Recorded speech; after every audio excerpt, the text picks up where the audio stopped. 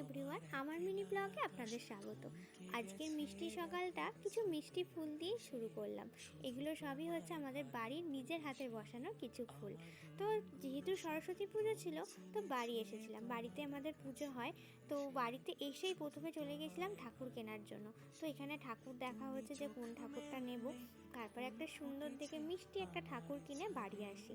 বাড়ি এসেই সন্ধেবেলার মধ্যে, রাত্রিরের মধ্যেই সমস্ত কাজগুলো এগিয়ে রেখেছিলাম। যেমন আলপনাটা আমার ননদই দিচ্ছে।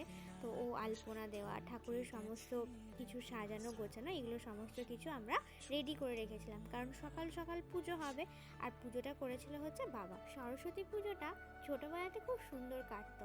বাড়িতে অঞ্জলি দেওয়া, তারপর স্কুলে যাওয়া, স্কুলে গিয়ে ঠাকুরের ভোগ খাওয়া, বন্ধুদের সাথে ঘুরে বেড়ানো, মানে সেটা একটা আলাদাই আনন্দ ছিল। তো বড় হওয়ার সাথে সাথে অনেক কিছুই হারিয়ে যায়। তো সেরকমই এখন বাড়িতে পুজো হওয়ার পরে জাস্ট একটু সাজুগুজু করে বেরোনো হয়েছে।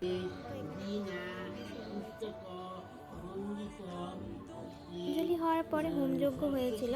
তো আপনারা সবাই কীরকম সরস্বতী পুজোর দিনটা কাটালেন সেটা কিন্তু অবশ্যই কমেন্ট করে জানাবেন। আর ভিডিওটা ভালো লাগলে অবশ্যই একটা লাইক, কমেন্ট, শেয়ার করে দেবেন। সবাই ভালো থাকবেন, সুস্থ থাকবেন, টাটা।